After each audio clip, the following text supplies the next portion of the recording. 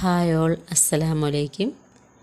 ഇന്നൊരു easy breakfast റെസിപ്പിയാണ്. Chicken bread ഓംലേറ്റാണ് തയ്യാറാക്കുന്നത്. പെട്ടെന്ന് തയ്യാറാക്കിയെടുക്കാൻ പറ്റും. ഇതിൻ്റെ ഫില്ലിങ്സിൽ ചിക്കനും ചീസും ഒക്കെയാണ് വച്ചേക്കുന്നത്. നല്ലൊരു അടിപൊളി റെസിപ്പിയാണ്. ഇതെങ്ങനെ തയ്യാറാക്കാമെന്ന് നോക്കാം. ഇതിനായി ആദ്യം ഗ്യാസ് സ്റ്റോപ്പിൽ ഒരു കടായി വെച്ചതിന് ശേഷം അതിലേക്ക് ആവശ്യത്തിനുള്ള ഓയിൽ ഒഴിച്ച് കൊടുക്കാം. ഓയിൽ ഒഴിച്ചതിന് ശേഷം ഒരു സവോളയാണ് ഞാൻ എടുത്തേക്കുന്നത്.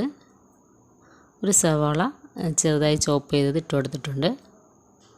ആവശ്യത്തിനുള്ള ഉപ്പ് ആഡ് ചെയ്ത് കൊടുത്തിട്ടുണ്ട്. ഒന്ന് നന്നായി റോസ്റ്റ് ചെയ്തെടുക്കാം. അതൊന്ന് റോസ്റ്റായി വന്നതിന് ശേഷം അതിലോട്ട് ആവശ്യത്തിനുള്ള മസാലകൾ ഇട്ട് കൊടുക്കാം. ഇതിലേക്ക് ഞാൻ മഞ്ഞൾപ്പൊടി, മുളക് പൊടി, പെരുംജീരകപ്പൊടിയാണ് ആഡ് ചെയ്ത് കൊടുത്തിട്ടുള്ളത്. അതൊക്കെ ഒന്ന് വഴണ്ട് വന്നതിന് ശേഷം അതിലോട്ട് പൊരിച്ച് വെച്ചേക്കുന്ന ചിക്കൻ ചെറുതായി കട്ട് ചെയ്തത് ചേർത്ത് കൊടുക്കാം.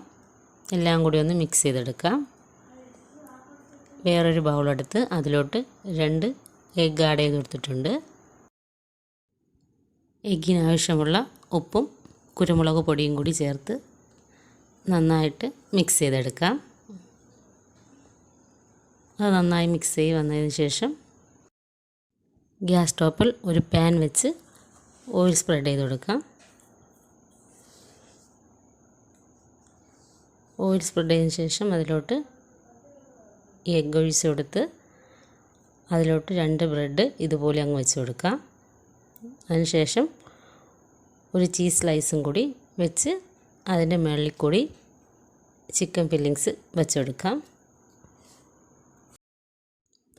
ചീസ് ഇഷ്ടമില്ലാത്തവർക്ക് വേണമെങ്കിൽ ഇതിന് പകരം മയോണൈസ് സ്പ്രെഡ് ചെയ്ത് കൊടുക്കാം, അല്ലെങ്കിൽ ടൊമാറ്റോ കെച്ചപ്പ് ആയാലും മതിയാകും. അതും വെച്ച് കൊടുത്ത് സൈഡിലത്തെ എഗ്ഗ് ബ്രെഡിൻ്റെ മുകളിൽ കൂടി മടക്കി ഒന്ന് കൊടുക്കാം. അപ്പുറത്തെ വശത്തും ഇതുപോലെ ചെയ്തെടുക്കാം.